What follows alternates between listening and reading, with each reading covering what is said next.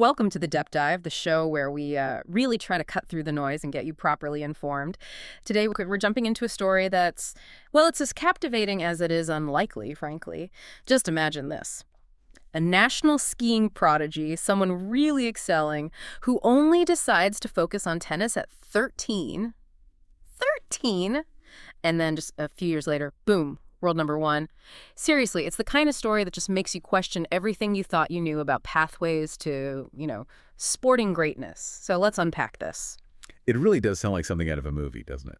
But no, it's the very real and, extraordinary journey of Jannik Sinner, the Italian tennis sensation. Yeah. His rise has just been, well, meteoric is the word. It really feels like a new chapter starting in the sport. Absolutely. And right now, as we're talking, Jannik Sinner is the world number one, according to the ATP rankings. He's the first and the only Italian man ever to reach that top spot. That's just huge for Italian tennis. And look at the stats already. 20 ATP Tour-level singles titles, including majors like the Australian Open, Wimbledon, the US Open. And it's not just the individual stuff. He's been the key guy, the leader, for Italy's Davis Cup wins in both 2023 and 2024. And what makes it truly remarkable, I think, isn't just the sheer number of titles, but the speed. The speed and the unusual way he got there. So our mission today really is to give you that shortcut, to get you properly well-informed about Sinner's career. We want to go beyond just the headlines, really understand what makes him tick, what makes him so unique. Exactly. We're going to try and pull out the most important bits of knowledge, the key insights, share some facts that might genuinely surprise you, help you grasp his, unique path, and hopefully keep it engaging, maybe even a little bit funny, without just drowning you in information. Our source material for this deep dive is, well, it's pretty comprehensive. A rich stack covering everything from his early days, the professional milestones, that distinctive playing style. The rivalries. Oh yeah, the rivalries shaping the current game, and even his significant impact away from the court, too. So yeah, you're in for quite a ride. It's a deep look at a truly exceptional athlete. Yeah. And honestly, there are lessons here that go way beyond just tennis. Okay, so let's start right at the beginning, because Sinner's roots, his humble beginnings in the Dolomites, they really lay the groundwork for this unique story. He was born in Innichen, South Tyrol, Italy, August 16th, 2001. Now, this isn't just trivia. It's really central to who he is. He grew up in Sexton, this small town nestled right there in the Italian Dolomites. Right, and that region, South Tyrol, it has its own distinct cultural feel. And what's really telling is his parents' background. Hans-Peter and Sieglinde Sinner, they worked at a ski lodge. His dad was a chef, his mom a waitress. It paints a picture of a very, grounded, hardworking upbringing. Miles away from the fancy tennis academies where a lot of future stars grow up. And here's a detail that adds another layer. His first language is actually German. That's common in South Tyrol. He only really polished his Italian later after he moved away to train, which, shows an adaptability that kind of became his trademark later on. He also has an older adopted brother, Mark, born in Russia. So maybe a bit of an unconventional family setup for a future global sports star. Yeah, definitely. And it's not just like a biographical footnote, is it? It hints at this pragmatic, maybe less flashy start compared to many of his peers in pro tennis. These early influences, the family, the place he grew up, seem to have instilled this blend of discipline and humility, which definitely stands out in the often glitzy world of elite sports. And before tennis really became the focus, Jannik was a serious skiing prodigy, legitimately good. Started skiing at 3. And by 8, he was competing seriously. Our sources say he was consistently one of Italy's top junior skiers between ages 7 and 12. That's a massive part of his athletic story, isn't it? We're talking about a kid who, at 7 years old in 2008, won a national championship in giant slalom. And he was a national runner-up at 11 in 2012. This wasn't just messing around on the slopes. He was competing and winning at a national level. Right. That early exposure to, high-stakes competition, the intense physical demands of skiing, that definitely built a foundation, athletically, mentally. And interestingly, people point to the lateral movement, the balance needed in skiing, as contributing to his amazing footwork on the tennis court. You hear comparisons to Djokovic, who also has that skiing background. It's kind of mind-blowing, isn't it, to think a future world number one in tennis could easily have been, an Olympic skier instead. And here's where the story gets even stranger. Tennis was barely on the radar initially. He first picked up a racket at 7, but then he actually quit for a year, gave it up. It was his dad, Hans-Peter, who apparently gently nudged him back into it, almost like a side thing. Even then, it was way down the list.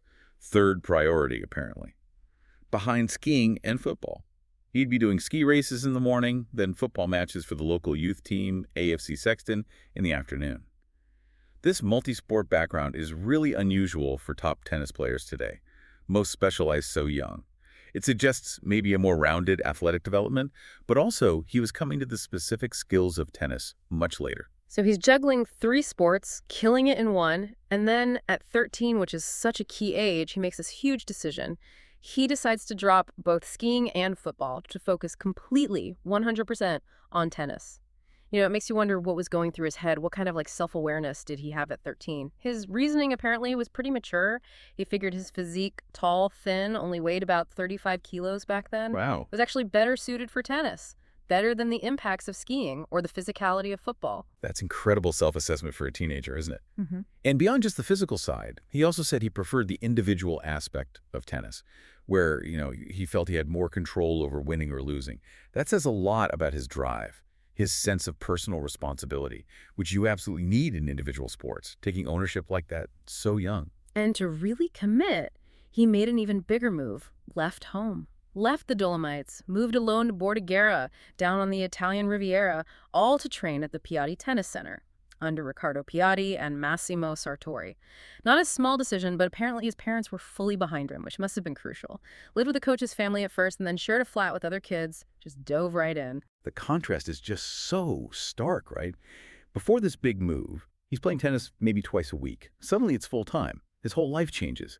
But that intense focus, even though it started later than most, let him catch up incredibly fast. And Piatti, he's a top coach. Worked with Djokovic, Raonic. He clearly saw something special in this kid, even if he was a bit raw. It's kind of inspiring, really. Shows how dedicated light specialization can sometimes work out brilliantly. It really does make you think, how many other potential stars might have picked a different sport at that age? But given this late start, this sudden deep dive into tennis, what's really surprising, almost baffling, is his junior career. Or maybe the lack of one. He didn't exactly light up the ITF junior circuit like you'd expect from a future number one. That's putting it mildly. He never even played the main draw of the big junior events. No grade 1s, no junior grand slams, nothing. His highest junior ranking was number 133. Which is, relatively low compared to the guys who dominated the juniors. It just highlights how much of a late bloomer he was. His real ascent started on the pro tour, not before it. It kind of reinforces that idea that there isn't just one set path to the top, Sometimes skipping that junior limelight works out. A truly unconventional start for a future world. No doubt about it. No doubt about it. Okay, so with that fascinating background set, let's jump forward to his professional career. That period of just, meteoric rise between 2018 and 2021. He turned pro officially in 2018, started out grinding in the ITF Futures events, the entry level of pro tennis. Right. But he pretty quickly started getting wild cards into the ATP Challenger Tour events, the next level up, later in 2018. Yeah. So he only won an ITF doubles title that year, finished ranked around 550. But seeds were clearly being sown. Even then, people behind the scenes were noticing the talent. They knew something was there. Then comes 2019, and that's when things really started to click, didn't they? He wins his first ATP Challenger title in Bergamo, Italy, February 2019. And get this, he's only 17 years and 6 months old. This wasn't just any win. It made him the youngest Italian ever to win a Challenger, and the first player born in 2001 to even reach a Challenger final. That one win just shot him up the rankings. Over 200 spots, a massive jump. It really announced his arrival. Yeah, that Bergamo win was a huge statement. Bang. Soon after, he gets his first win on the main ATP Tour at the Hungarian Open. Got in as a lucky loser, but still, proved he could hang with the big boys. Then he wins a second Challenger title in Lexington, Kentucky. That put him in rare company. Only 11, 17-year-olds had ever won multiple Challenger titles. These early wins weren't just about points. They showed this incredible ability to quickly translate that raw talent to actual pro-level results. He was leapfrogging the usual grind. And he just kept going. Qualified for his first Grand Slam main draw at the U.S. Open that same year, so now he's on the biggest stages. Reached his first ATP semifinal, too, at the European Open in Antwerp, youngest player in 5 years to do that. And in Antwerp, he really made people sit up and take notice. Beat Gael Monfils, who was ranked 13th then, his first top 50 win. That pushed him into the top 100. And the perfect ending to that 2019 season was winning the Next Generation ATP Finals in Milan. He was the lowest seed, the underdog, but he pulls off this huge upset against Alex de Minaur, the top seed, in the final. Finishes 2019 ranked 78th, the youngest player in the year-end top 80 since Nadal back in '03. Naturally, he wins ATP Newcomer of the Year, gets an award from Gazzetta dello Sport too. It just showed he wasn't only talented, he could perform under pressure. He was written. What a year. Just incredible momentum. And he carried it straight into 2020. Gets his first win in a major at the Australian Open, then scores his first top 10 victory, beating David Goffin, number 10 at the time, in Rotterdam. So you start seeing him not just competing, but actually beating the elite guys. Yeah, and then after the COVID shutdown, he came back firing. Reached the quarterfinals of the French Open, Roland Garros, which was amazing. Youngest quarterfinalist there since Djokovic in 06. First guy to make the quarters on debut since Nadal in 05. And look who he beat to get there. Goffin again, Alexander Zverev, before finally losing to Nadal himself. That was a massive statement. Showed his game worked on clay too, and he could perform deep in majors. Just adapted so quickly. Absolutely. Proved he wasn't just a, flash in the pan. He then finishes 2020 by winning his first actual ATP title at the Sofia Open. Youngest Italian tour-level champ in the Open era, youngest overall ATP title winner since Nishikori in 2008, finished the year ranked 37th. Another big jump. That period really cemented his place, didn't it? Consistently showing he could beat top players, winning titles, making history for Italy. It was potential turning into real tangible success. And the climb just continued into 2021. That was the year he properly broke into the top 10, kicked off by winning his second ATP title at the Great Ocean Road Open in Australia. Became the youngest player to win back-to-back ATP titles since. Wait for it, Rafa Nadal in 2005. That's some serious company to be keeping. Shows consistency. Then he reaches his first Masters 1000 final in Miami. Finished runner-up to Hubie Hurkacz. But reaching a Masters final, that's huge. Those events are just below the slams. Showed he could contend at that next level. Oh, and he picked up his first doubles title, too, in Atlanta with Riley Opelka, kind of quietly showing his all-around game. And the titles just kept coming. Won his third singles title and his first at the ATP 500 level at the City Open in Washington, D.C. First Italian champion ever there. Youngest ATP 500 champ since they created that category in 2009. That win pushed him into the top 15. The progress was just relentless. Yeah, what's striking is just how steady that upward curve was. No big dips. Then he defends his Sofia title, wins his fifth career title at the European Open, makes him the youngest guy to win 5 ATP titles since a 19-year-old Djokovic. These are the kinds of stats that signal something really special is happening, not just winning, but winning so young. It hints at sustained dominance down the road. And then, November 1st, 2021, Jannik Sinner becomes the first male player born in the 2000s to crack the top 10. That felt like a real landmark moment, didn't it? Properly announcing himself as a major force. Even when he got into the ATP Finals as an alternate, he made his mark. Youngest player to win a match there on debut since Leighton Hewitt way back in 2000. And in the Davis Cup Finals, he pulls off that surprise 6-0 set, a bagel against John Isner, the guy with the massive serve. Only the second player ever to do that to Isner. Shows you how good his return game was becoming. Yeah, that whole period just showed consistent high-level performance, breaking records left and right, stepping up on the big stages. That bagel against Isner especially, that speaks volumes about his focus, his return game under pressure. He wasn't just promising anymore. He was a legitimate top-tier threat. Okay, so let's shift gears into the next phase.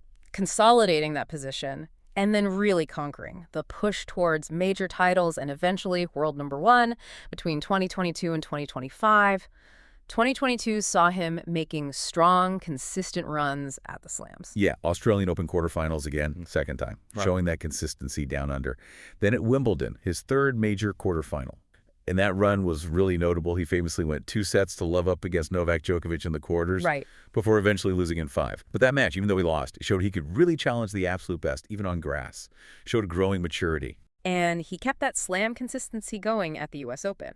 Reached the quarters there for the first time, which meant he became the youngest player to reach the quarterfinals of all 4 majors since Djokovic back in 2007-08.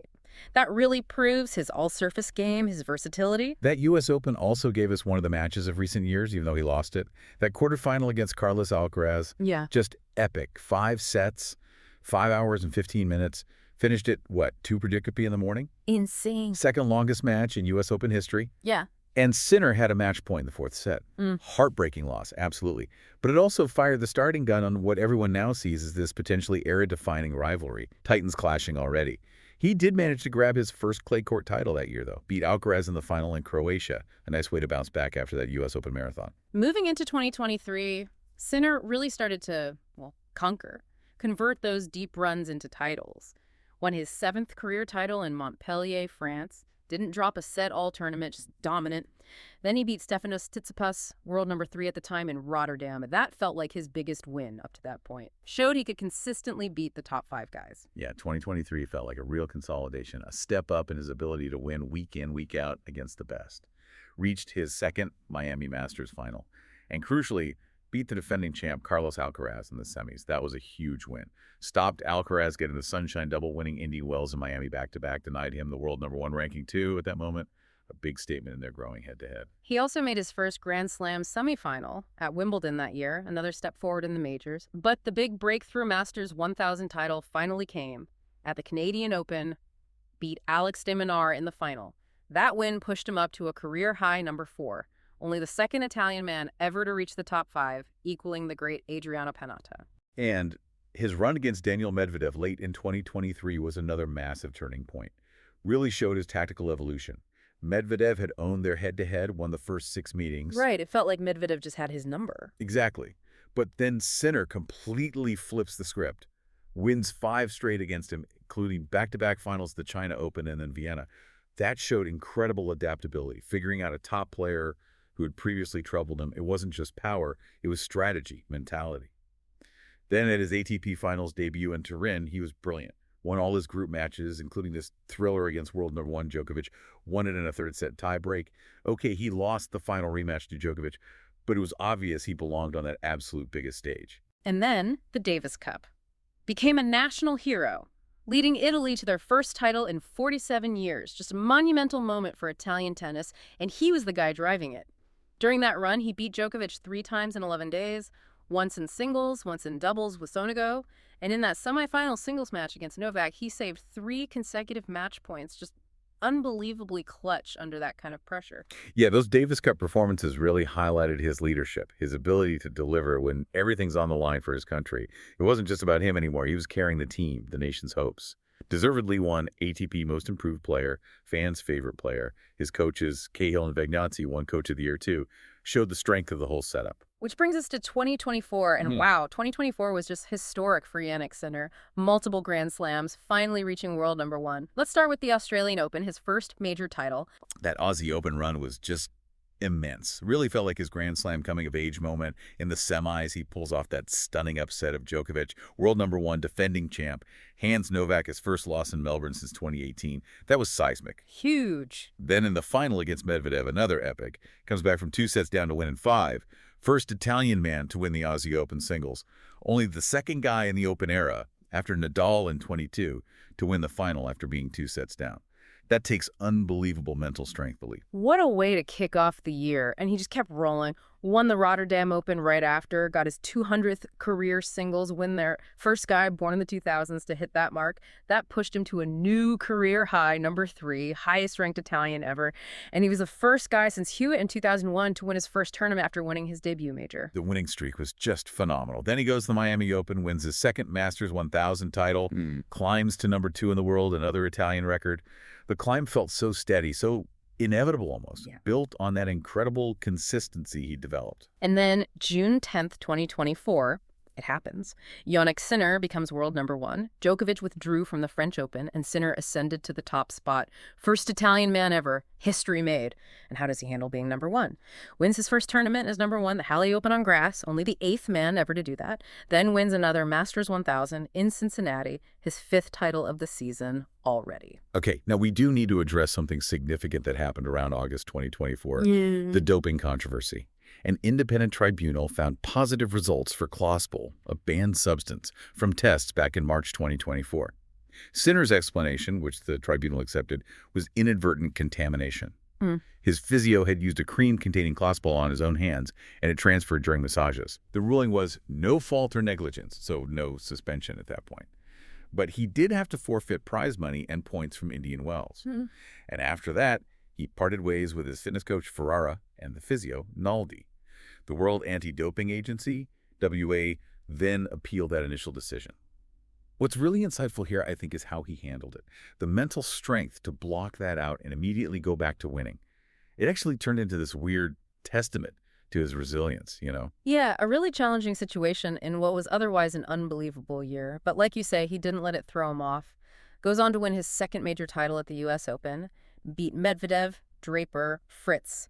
Becomes only the fourth man in over 50 years to win his first two majors in the same season. And at 23, the youngest ever to win both hardcourt slams Aussie and US in the same year. Just incredible. A rapid-fire collection of slams. Then he keeps the momentum going, wins his third Masters 1000 of the year in Shanghai, beats Djokovic in straight sets in the final. That win didn't just add another big title, it officially confirmed him as the year-end world #1, first Italian ever to achieve that. He finished 2024 by winning the ATP Finals in Turin, beat Taylor Fritz in the final, and get this, didn't lose a single set the whole tournament. First time that happened since Lendl way back in '86, and the first Italian ever to win the ATP Finals title. And just to cap it all off, he leads Italy to their second straight Davis Cup title, completes the entire season without losing a single match in straight sets. Only Federer in 2005 had ever done that before in the Open era. It was just an utterly dominant year, wasn't it? One for the ages, cemented him as the guy to beat, awards just rained down, ATP Player of the Year, ITF World Champion, Italian Sportsman of the Year, the Soani Golden Collar, twice. I mean, an honorary citizen of his hometown, Sexton. The Sinner effect was undeniable. Tennis was booming in Italy because of him. And the dominance just rolled into 2025. Kicked off the year by successfully defending his Australian Open title, beats Zverev in the final. Another slam to start the season. But then, that doping situation from 24 came back into focus. In February 2025, the WAR appeal resulted in a settlement. Sinner accepted a 3-month suspension for that inadvertent contamination. It ran from early February to early May 2025.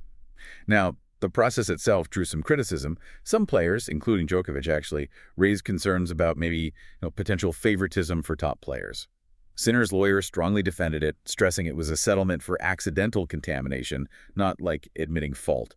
It was definitely a tough period, but again, Sinner seemed to handle it with impressive composure, despite all the noise. And he proved his resilience almost instantly when he came back. First tournament back, the Italian Open in Rome, he reaches the final. No Italian man had done that since 1978. Okay, he lost that final to Alcaraz, but still, what a return. Then, at the French Open, he reaches the final again. Didn't lose a set getting there, beat Djokovic in the semis, faced Alcaraz again in the final, another epic, longest final in French Open history. Sinner lost, despite being up 2 sets and having 3 championship points. Brutal, but an incredible effort right after the suspension. And he just bounces right back, doesn't he? 5 weeks later, Wimbledon, he wins the title, beats Alcaraz in the final this time, becomes the first Italian man ever to win Wimbledon. Just historic. It really underlines that incredible ability to move past disappointments and get right back to the top level. Shows incredible mental toughness. Interestingly, around this time, he also rehired his old fitness trainer, Umberto Ferrara.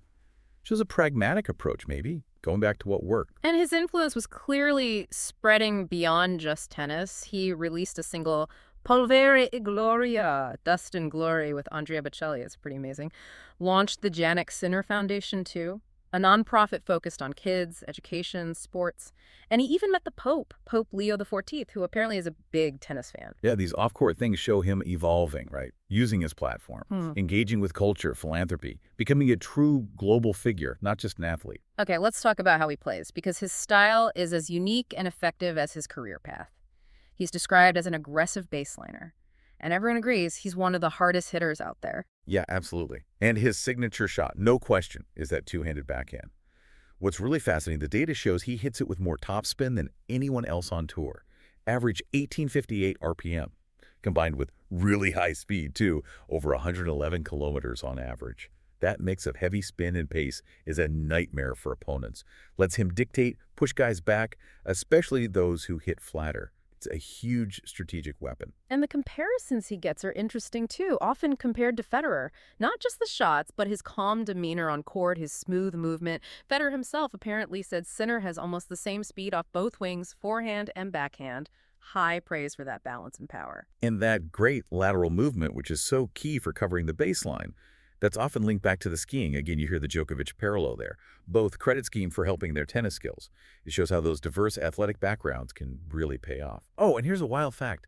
He plays with contact lenses. Apparently, he literally can't see the ball properly without them. Makes his precision even more impressive, doesn't it? Incredible. Now, success like this isn't just the player, is it? It's the team. And Sinner's team has definitely evolved, showing this constant drive to get better. Right. Back when he made that big move at 13, his mentors were Riccardo Piatti, Andrea Volpini, Massimo Sartori. Piatti, as we said, top coach, worked with big names. They laid that technical foundation, that aggressive baseline style. But things change in sport. February 2022, he makes that big switch, ends the long partnership with Piatti, brings in Simona Vagnazzi as his main coach. Then the super coach, Darren Cahill, joins in July 2022. Bold move, changing a winning team. But clearly it worked. It was a key part of that final push to #1. Fresh eyes, new ideas. And his mental approach is interesting too. He doesn't use a traditional mental coach. Instead, he works with Formula Medicine. It's an Italian program developed for Formula One drivers. Very data-driven, focusing on psychophysiological performance. Fits his methodical style. Fitness and physio were key too. Umberto Ferrara for fitness, Giacomo Naldi as physio. Though, as we mentioned, after the doping incident in 2024, he parted ways with them.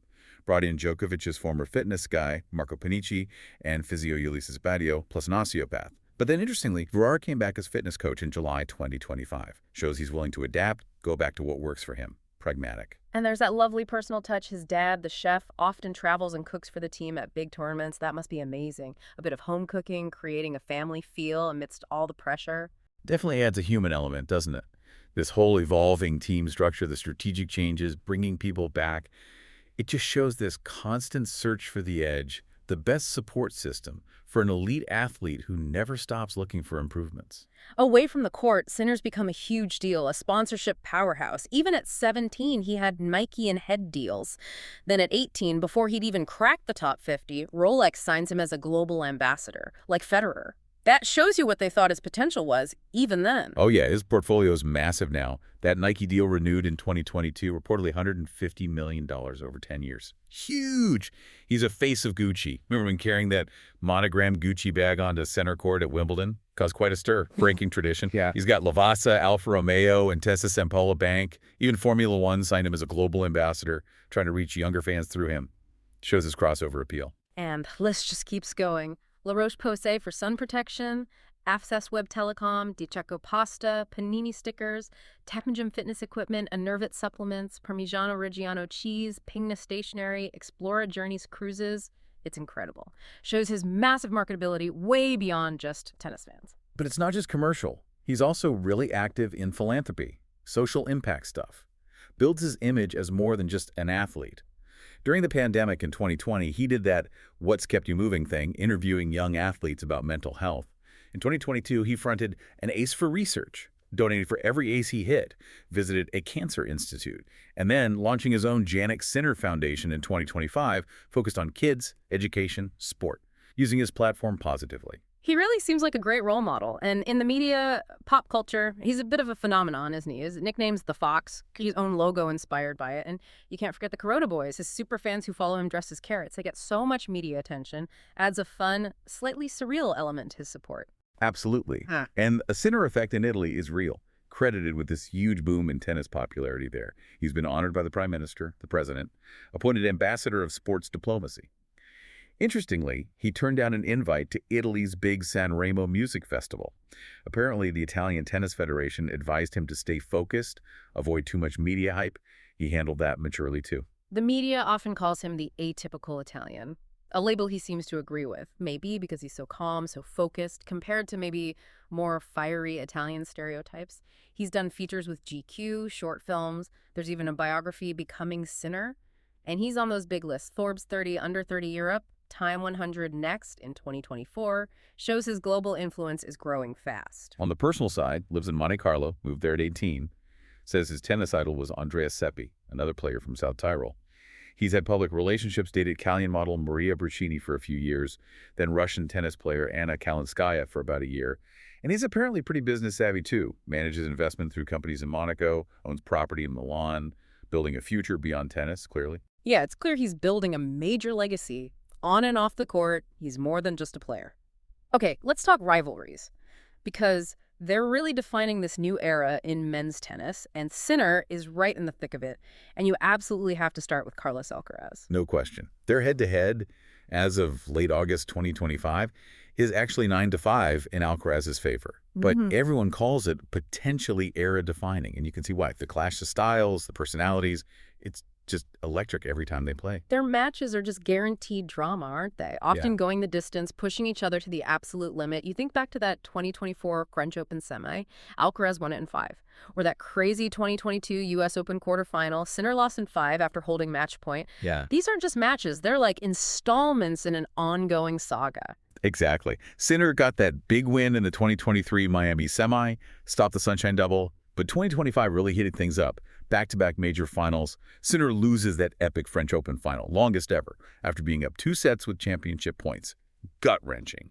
But then, just weeks later at Wimbledon, he turns it around, wins in 4, dethrones Alcaraz. That back and forth at the absolute peak just confirms these two are the future of. Then there's Daniil Medvedev. That head-to-head is super close now. Sinner leads 8-7. But remember, it used to be totally one-sided. Medvedev won the first 6 matches, looked like he just couldn't lose to Sinner, but Sinner completely flipped it. Won 5 straight in late 2023, leveled it, now leads. That turnaround is just remarkable. Shows Sinner's ability to analyze, adapt, find solutions against guys who previously had his number. It wasn't just about hitting harder, it was strategic brilliance.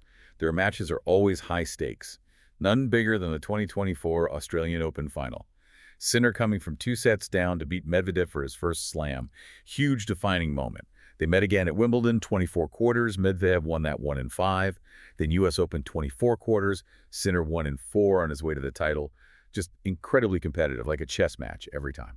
And finally, we have to talk about his rivalry with Novak Djokovic, one of the all-time greats. And amazingly, Sinner leads the head-to-head 6-4, which is just incredible against Novak. Djokovic won their first 3 meetings, but Sinner got that first win at the 2023 ATP Finals. That felt like a massive mental hurdle cleared, proving to himself he could beat the legend. Yeah, that first win seemed to unlock something. They've had some huge clashes since. Djokovic won the 23 ATP Finals final rematch. But then Sinner's stunning win in the 2024 Australian Open semis. 4 sets. Novak's first loss there since 2018. Felt like a changing of the guard moment. Absolutely. Sinner backed it up, beating him straight sets in the Shanghai Masters final later that year. And then in 2025, Sinner gets back-to-back straight set wins over Djokovic in the semis of both the French Open and Wimbledon. That's a clear signal, isn't it? A major power shift. Sinner consistently challenging and beating the established giant. And remember that stat from the 2023 Davis Cup? Sinner becoming only the 3rd player ever after Nadal and Murray to beat Djokovic twice in 12 days, saving match points against him too. That just screams a rival at the absolute top. Not just winning, but doing it under intense pressure against arguably the Djokovic. Yeah, these rivalries aren't just numbers. They're the story of men's tennis right now. Sinner has firmly planted himself as a dominant force, not just against his peers like Alcaraz, but against the legends like Djokovic. He's shaping this new era. What an incredible journey we've covered today. Just think about it. From that multi-sport kid in the Dolomites, not even focusing on tennis till 13, to a multiple Grand Slam champion, world number 1. Jannik Sinner's story is just fundamentally unique. He built it his own way, unconventional path, carefully chosen team that evolved, that distinct, powerful playing style. He's really forged a new identity for Italian tennis. We've seen his massive impact on the sport, his growing global profile, both on and off the court. His career really is a masterclass in resilience, isn't it? Yeah. Smart choices, relentless improvement, even navigating challenges like that suspension, the way he just came back stronger, won more majors, led his country. It says so much about his character, his mental game. It's a powerful story of focus and adaptation. So what does this all mean for you, listening? Well, Jannik Sinner's story, it's more than just tennis, right? It's a fascinating look at how this deliberate, focused approach, even if it starts later than everyone else, combined with really leaning into your unique strengths, learning from every single challenge, even the unexpected setbacks, how that can lead to just unparalleled success. It really makes you ask the question, doesn't it? In our own lives, where might we be overlooking our own skiing background or our own atypical Italian qualities, those unique things about us that could actually unlock our greatest, maybe unexpected potential? It's about realizing there isn't just one straight line to success. Sometimes those detours, those unconventional starts, those moments where you have to pivot, they can actually build the foundation for things you never even imagined. It's about trusting your own path, however different it looks. A powerful thought to end on. Thanks so much for joining us on this deep dive into the truly extraordinary world of Jannik Sinner. We'll catch you next time.